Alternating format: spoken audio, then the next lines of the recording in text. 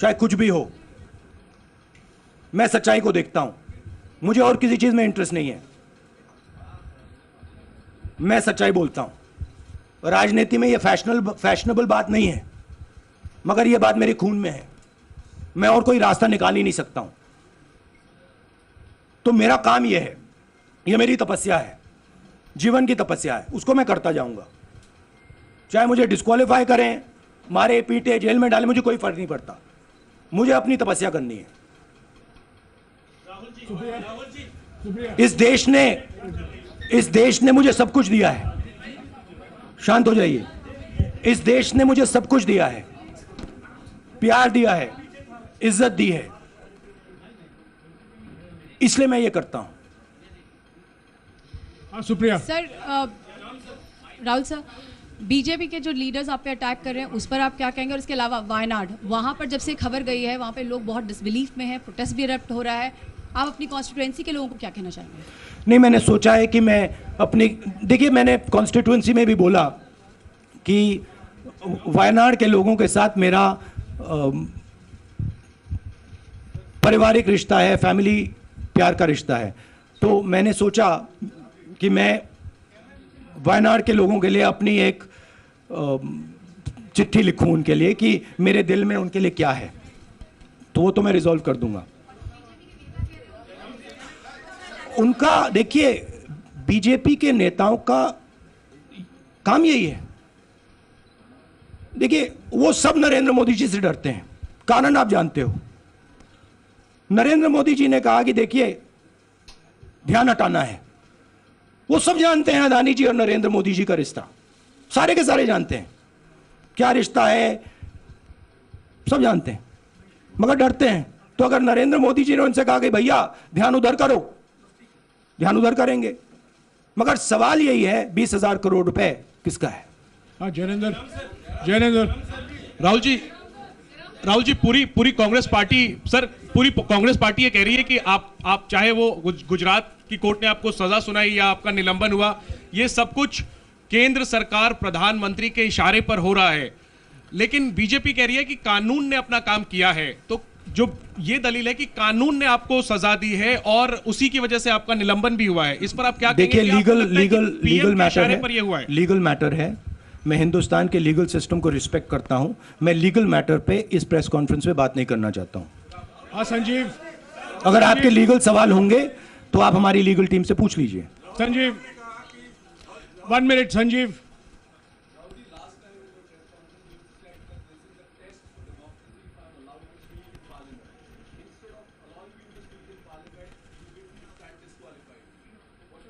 No, look, please understand why I have been disqualified. I've been disqualified because the Prime Minister is scared of my next speech. He's scared of the next speech that is going to come on Adani, right? I've seen it in his eyes. So he's terrified of the next speech that is going to come, and they don't want that speech to be in Parliament. That's the issue. That is why first the distraction, now the disqualification. Please don't be confused about this matter. There is a deep relationship between Narendra Modi ji and Mr. Adani. There is a question.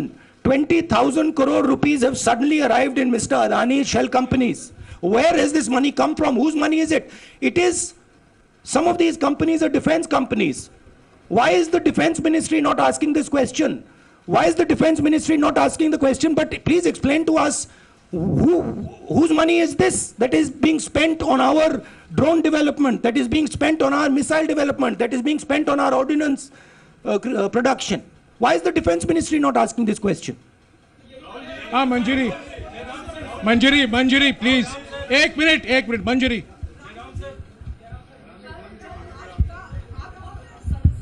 रद्द हुई तो उसके बाद बहुत सारे ऐसे विपक्षी दल जो अभी तक कांग्रेस से दूरी बना के चलते थे वो भी आपके समर्थन में आए। तो आपको क्या लगता है अब वो समय आ गया है जब सारे विपक्ष को एकजुट हो जाना चाहिए? मैं उन सब विपक्षी दलों का धन्यवाद करता हूं कि उन्होंने इस बात में हमारी सपोर्ट की और हम सब मिलके काम करेंगे। रंजीता, जिस बयान को लेकर आपको ये सजा सुनाई गई है, क्या आपको लगता है, आपको अफसोस है उस बयान को लेकर? क्या कहेंगे उस बयान पर अब? देखिए, अब ये लीगल डिस्कशन है, उस पर मैं टिप्पणी नहीं करना चाहता हूं क्योंकि ये कोर्ट में मामला है। मगर मैं जो भी सवाल उठाता हूं वो सोच समझ के उठाता हूं। हाँ जी, Neeraj.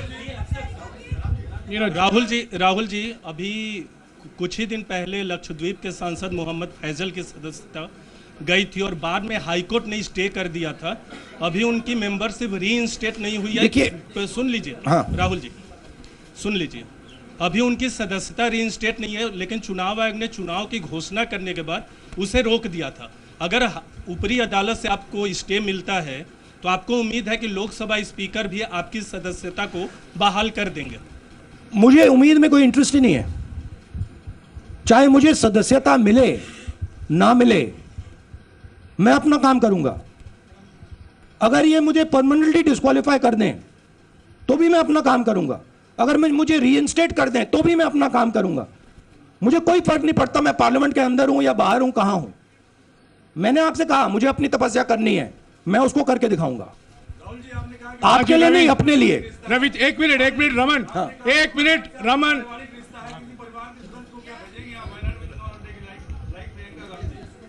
It is not up to me, it is up to Congress president कौन जाएंगे। रवि त्रिपाठी। राहुल जी, मेरा सवाल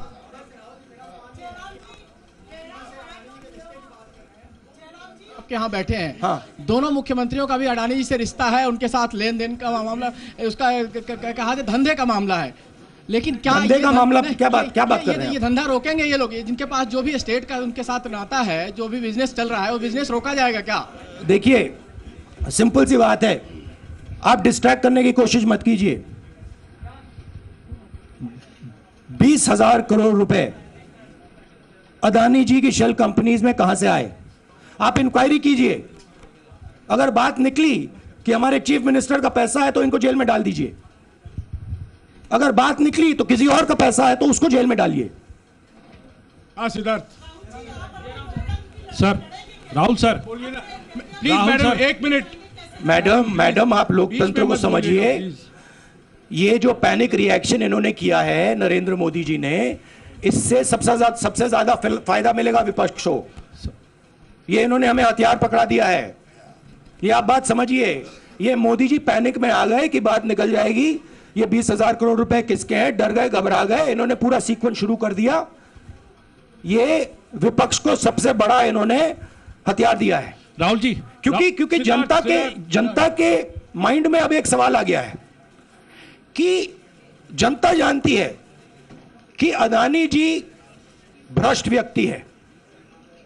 अब जनता के माइंड में यह सवाल उठा है कि इस भ्रष्ट व्यक्ति को हिंदुस्तान का प्रधानमंत्री क्यों बचा रहा है। यह मतलब अब सब कुछ बीजेपी के लोग, नरेंद्र मोदी जी सब कुछ इस व्यक्ति को बचाने के लिए क्यों कर रहे हैं। दूसरा सवाल, बीजेपी के लोगों ने कहा कि अदानी पर आक्रमण देश पर आक्रमण है। मतलब इनके माइंड में देश अदानी है और अदानी देश है। बात समझिए। राहुल जी, हाँ, सिद्धार्थ। राहुल जी, मेरा सवाल आपसे ये सिद्धार्थ। है कि जब आप ये फैसला सामने आया, आपको मैक्सिमम पनिशमेंट जो है इसमें हो सकती है वो आपके लिए मुकर्रर की गई। इस बीच कई लोगों ने ये भी कहा, आपके पार्टी के भी एक सांसद ने कहा कि कम से कम जज को ये देखना चाहिए था कि सामने जो शख्स है वो एक गांधी परिवार से आता है। इस पर आप क्या कहेंगे? और आपको लगता है मैक्सिमम पनिशमेंट जो है आपके केस में, मैक्सिमम पनिशमेंट आपके लिए मुकर्रर की गई, क्या आपको इसके पीछे क्या कहना है आपका? वही मैंने कहा, अगर डिस्ट्रैक्शन करना है, मैक्सिमम पनिशमेंट की तो जरूरत है। मिनिमम पनिशमेंट से बात थोड़ी बनेगी। मैं तो सोच रहा था भैया 5 साल होते, 7 साल होते, 10 साल होते, वो भी मिल जाता। मुझे क्या फर्क पड़ रहा है यार Rajdeep.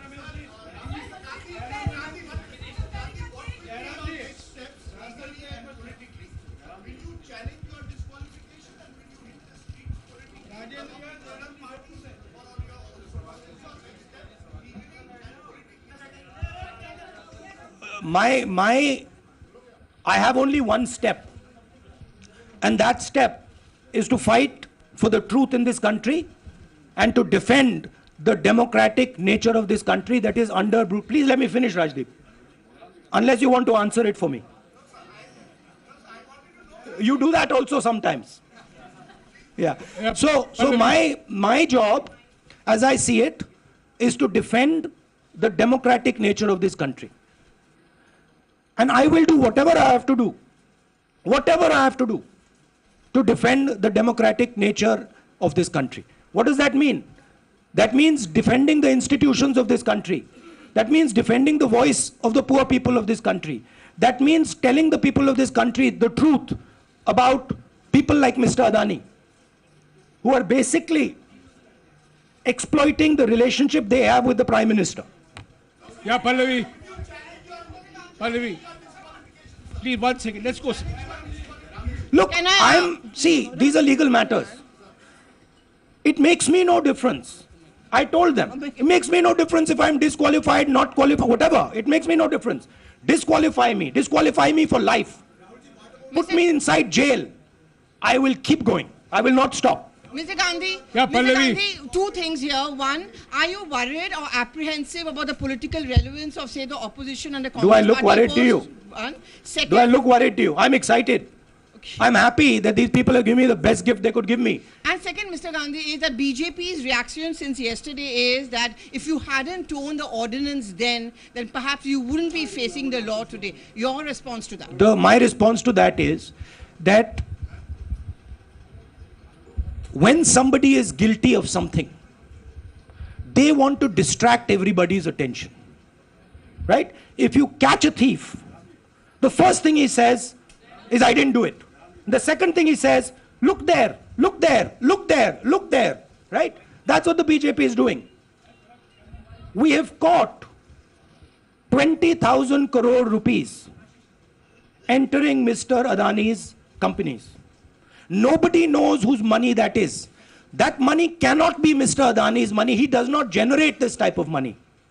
So that money has come from someone. All this, OBC, disqualification, anti-national, all this is to distract from the panic that the Prime Minister is feeling. That his relationship with Mr. Adani is going to be exposed. Let me tell you, that relationship is going to be exposed. Nobody is going to stop that. It is going to happen. Because the opposition is going to press this thing until we find the answer. हाँ रवि, सिसोदिया जी को दे दो. राहुल जी जो judgement आया उसको लेकर BJP ने उसको किया है कि आपने ओबीसी का अपमान किया. पूरे देश में प्रेस कॉन्फ्रेंस करने की तैयारी कर रहे हैं कि आपने ओबीसी का अपमान किया था. भैया देखिए, पहला आपका अटेम्प्ट वहां से आया, दूसरा आपका अटेम्प्ट यहां से आया, तीसरा आपका अटेम्प्ट यहां से आया. आप इतनी डायरेक्टली बीजेपी के लिए क्यों काम कर रहे हो? थोड़ी डिस्कशन से करो यार. थोड़ा घूम घाम के पूछो. क्या आपको ऑर्डर दिया है क्या? देखो मुस्कुरा रहे हैं. घूम घाम, मैं आपको उदाहरण देता हूं. आप थोड़ा घूम घाम के निकाल नुकुल के बोलो. देखो ऐसे बोलो पहले, राहुल जी. हाँ, तो please if you want to work for the BJP, then bring a BJP flag symbol here and put it on your chest. Then I'll answer you the same way I answer them. Don't pretend to be a pressman. Vikrant. Rahul ji हवा निकल गई. Rahul ji BJP के लोग बार बार ये बात कहते हैं कि आपने जब विदेश में जाके भाषण दिया तो उन्होंने कहा माफी मांग लेते. अभी कहा कि कोर्ट में आपसे कहा कि आप माफी मांग लेते. तो जब ये लोग कहते हैं राहुल गांधी माफी मांग लेते, तो राहुल गांधी क्या सोचते हैं? राहुल गांधी सोचता है मेरा नाम सावरकर नहीं है, मेरा नाम गांधी है. गांधी किसी से माफी नहीं मांगता. और मैंने कहा, पार्लियामेंट हाउस में कहा कि भैया मुझे बोलने दीजिए ना, एक बार तो बोलने दीजिए. 2 बार चिट्ठी लिखी, तीसरी बार मैं पर्सनली स्पीकर से जाके कहता हूं, स्पीकर सर प्लीज, आप डेमोक्रेसी के लोकतंत्र के आप प्रोटेक्टर हैं, मुझे बोलने दीजिए. मुस्कुरा के कहते हैं भैया मैं तो नहीं कर सकता. आप नहीं कर सकते तो कौन कर सकता है? शायद मुझे जाके मोदी जी से पूछना पड़े. वो तो करने नहीं देंगे। तो मेरा जो पॉइंट है, इस देश में लोकतंत्र खत्म हो गया है। इस देश के लोग जो इनके दिल में है, हमारे दिल में है, बोल नहीं सकते हैं। इस देश के इंस्टीट्यूशन पर आक्रमण हो रहा है, और उस आक्रमण का मैकेनिज्म क्या है? उस आक्रमण का मैकेनिज्म नरेंद्र मोदी जी और अदानी जी का रिश्ता है, वो फाउंडेशन है। मैं नरेंद्र मोदी जी पर सवाल नहीं पूछ रहा हूं, मैं अदानी जी पर सवाल पूछ रहा हूं। बीजेपी अदानी जी को क्यों प्रोटेक्ट कर रही है? आप नरेंद्र मोदी जी को प्रोटेक्ट कीजिए। मैं अदानी जी पे पूछ रहा हूं, आप अदानी जी को क्यों प्रोटेक्ट कर रहे हो? आप इसलिए अदानी जी को प्रोटेक्ट कर रहे हो क्योंकि आप ही अदानी हो। Thank you. Thank you.